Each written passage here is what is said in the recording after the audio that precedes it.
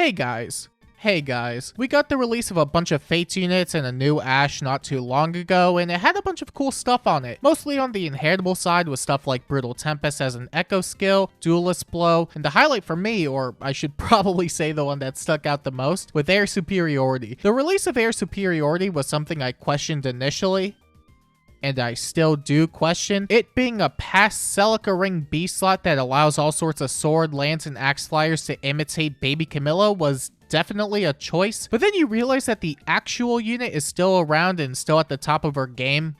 Or I guess at the top of the game, because she's arguably the strongest unit even after this long. Even nearly half a year later, Baby Camilla really hasn't shown any signs of slowing down. She was already really strong on debut, and there really hasn't been much in the way of challenging it. Even with how much of the game has been moving at a rapid pace, I feel as if she's been really stagnant in that regard. She's still kind of the best when it comes to most roles, except maybe support, but I find her ability to beat up the tankiest armors in the game to be very supportive personally. It's weird because while I don't think most people are a fan of Baby Camilla, and I don't blame them, I'm kind of torn about her as a whole. Like, don't get me wrong, I do think the way they designed her was a bit over the top, but in a weird way, I'm sort of glad they did, but not because she can immediately dropkick every new release for the foreseeable future. It's more so because she's had a moderately long shelf life so far, relative to newer releases over the past several books. Most units over the past several books have been aging out after like 3 months on average, sometimes less depending on how they debut. It's something that many people, including myself, don't particularly like because it does feel as if it's hard to keep up at times. However, it's because of these shelf life complaints that I'm less harsh about the idea of Camilla still lasting as long as she is. But maybe that's less on the idea of wanting more Camilla type units in the game and more that I want things in general to last longer.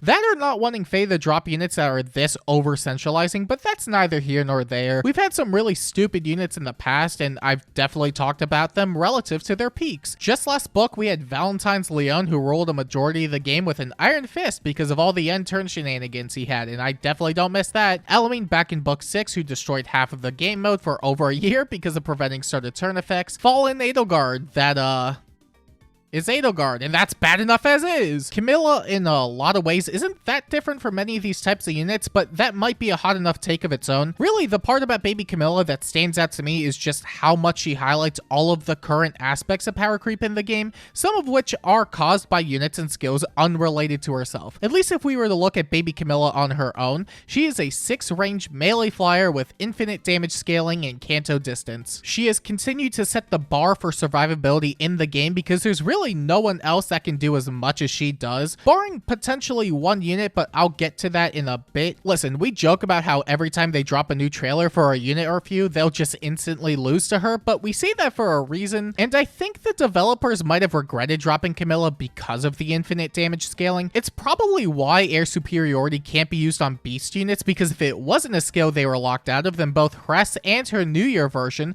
would unironically be 2 more Baby Camillas in the game. Or maybe they're just waiting to drop the beast version of it in a month or 2. Please don't. I think these types of effects can be okay if they're being worked under some kind of restriction or limitation that doesn't allow it to go off the deep end, but we're definitely past a point of no return when it comes to that, and it's resulted in collateral damage, but because of the other notable aspect of Baby Camilla, namely with her range. Earlier into the month, we had the release of Harmonic Fur, and she also has the same type of damage output that Camilla has. However, in a lot of ways, she's arguably stronger than Baby Camilla because of all the other things she has baked into her kit. But she also has 1 less range than Baby Camilla. That's already going to be a deal breaker for a lot of people. And not to date myself too much here, but back in my day, 5 range used to be the max amount of range in the game. That was nearly 5 years ago. I am getting old. This part of Camilla also highlights how much range increases over the past several months have made a lot of units in the game feel really lacking as a result. Even just recently with the new Fates banner with Ryoma. Ryoma himself is a fantastic unit. I found that there really isn't a lot of things he struggles with. His combat is genuinely fantastic. He beats units that I didn't even think he could beat. His support is really good as he gives out so many great bonuses.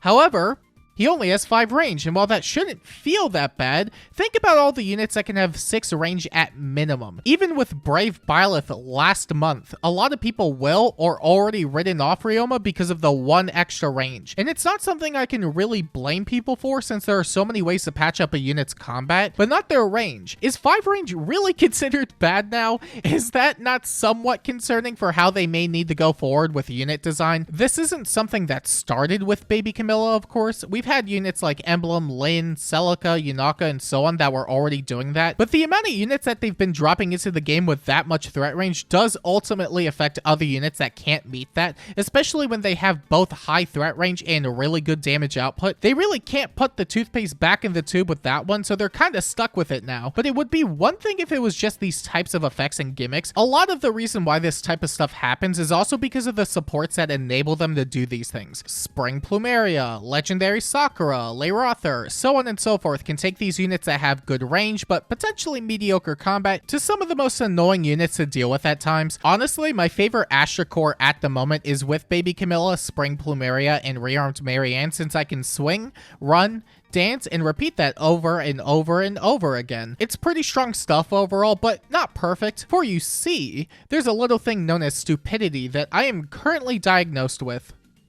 There is no cure for it. Listen, I'll sometimes mess up my positioning, but that's what escape ladders are for, right? And I don't want the takeaway here to be that I dislike what all of these units do.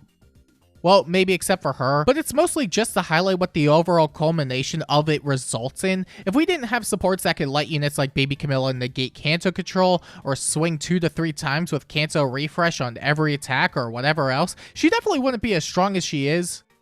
She'd still probably be annoying, but not to the same level. But it's funny because it's not like she doesn't have any counters. Shield Fighter with Hardy Bearing and Reflect, Ice Lock, Start a Turn Terrain to cancel out her Miasma, Vantage, Canto Control, assuming no Legendary Sakura, and so on can stop her, even if many of these counters are expensive. Personally, I like using Ice Lock in Summoner Duels because it's a very easy way of shutting her down. Still, she definitely isn't unbeatable, depending on what kind of Camilla you fight. Okay, so I didn't know where to put this in the video, but it's an important thing I wanted to put later into it. The best aspect about Camilla, besides her damage output and her range, is just how insanely adaptable she is as a unit. And I don't think she was intended to be. For all intents and purposes, Baby Camilla was designed with the idea of being a player phase desperation nuke with no survivability. A bit after the release of Baby Camilla, we got the release of Dual Marth, a prominent support and Vantage unit who immediately saw so much usage. And suddenly, a lot of Camillas were running Hardy Bearing as their sacred seal. A lot of them didn't even change her skills because Marth folded to Camilla in 1 hit, and it's still a very common seal on her just for that alone. One of the more popular builds people run on their Baby Camillas is with Miracle Special and the Erica Ring, just so she can get more damage output securely, especially if she's not able to get Desperation off, sometimes with Fatal Smoke, just so you don't get Rhea Diffed. There's also Micaiah Ring Camilla on an Aetherite's defense setting just to further extend her range there. It's obnoxious, and I don't think I ever get used to it, but I also do it, so I don't really have a right to complain. I'm sorry. Celica Ring with Laurita and Summoner Duel, so she isn't relying on the terrain to warp in, and could go in turn 1 more securely. That does come up because depending on the layout and starting positions, the Miasma might not allow her to reach all the way across the map, which, you know, that sounds pretty good. If you're not fighting her, at least. Even base kit Camilla with or without Sakura too is still extremely functional in a majority of settings. I don't remember the last time I've seen a unit be this malleable. And it's part of the reason why I choose not to fight her when I can. But the thing is, I don't necessarily hate that aspect of her, even if it can be really annoying to deal with. I just find it interesting more than anything else. She has a lot of shelf life ahead of her, kind of like how a new Chrom will last ages with a new busted assist skill, but that leads me to my final question. Where do you go from this point forward? She's kind of in a weird predicament because a lot of the ways they could nerf her would definitely come at the cost of so many more units as a result. And that's a really big problem because I think that's the last thing anybody wants. Great example. Let's say they drop a new armor that completely walls her out. She has no chance at beating them because she can't deal enough damage. So realistically, how would any other unit stand a chance? It doesn't even have to be with an armor specifically. Nerfing her damage directly will nerf everybody's damage, which would obviously be a bad thing. If it came down to it, I'd rather have units that can basically destroy everything like her than units that can survive basically everything, because that's just healthier for the game. They could try and nerf her range, but how feasible would that really be? She has unconditional pass in her kit, which means you can't anti-warp it. I think they messed up by not having her pass only work on Divine Veins. I think that would have just been a lot healthier. At least then they could have done something about it if it did go overboard. I really don't know what they could do to her specifically without creating another ripple effect for the entire game. Also, this is not accounting for anything that could give her another leg up in the game with new additions. We are coming up on a new Emblem unit soon, and a lot of the speculation is that it's going to be Emblem Royu with a miracle ring, and that would be really disastrous depending on how they implement it. Emblem Roy's ring effect, depending on how it's implemented, could actually reduce the amount of counterplay because there'd be no way for a near save armor to beat her in her own player phase without brave hits and slaying. Not to mention other types of support that they'll introduce into the game sooner or later, and who knows what that's gonna look like. Still, there's no real point in speculating or worrying about something that isn't in the game yet, since it's not really that productive. That, and it's not really the point I'm trying to make either. The point here isn't to completely bash on this unit and be negative for the sake of it, but more so talk about how current aspects of power creep lead to this happening in the first place, and how Baby Camilla encompasses all of it. I think Baby Camilla is in this weird state of being that, while not great for the game, really highlights a lot of game design choices that have affected so much of Faye, for better or worse. They can be interesting, and mechanically they are really cool, but all that added complexity leads to points where one wrong move can cause power creep to overstep. That and base kits that exceed the minimum ward count of a school assignment. Still, it genuinely is as interesting as it gets, and that can be enjoyable in its own way. So rather than worrying about what's already been done, I think I'll just enjoy the chaos for what it is, and I don't think I'd have it any other way. Well, I probably would, but I'll take what I can get. Camilla is going to fall off sooner or later anyway, but it's hard to say when that'll be and what the state of the game will look like by then. I'm definitely interested in seeing how they're going to phase her out, but I can't help but not have my worries considering what she represents as a whole. But I think it's going to take a good bit before they finally figure out how to do it. Or, you know, maybe she'll fall off in the week after they drop a new skill that directly targets her, but they've never done something like that before, right?